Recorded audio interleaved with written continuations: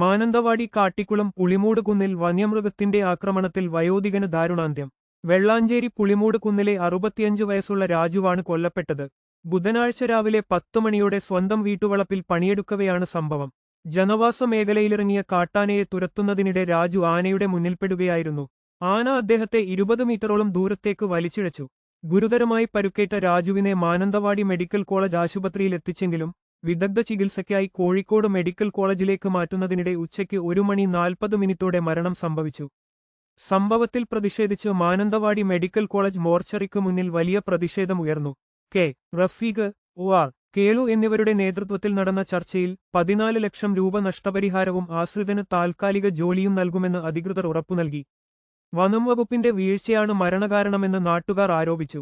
വന്യജീവി ശല്യത്തിന് ശാശ്വത പരിഹാരം വേണമെന്ന ആവശ്യം ശക്തമാണ്.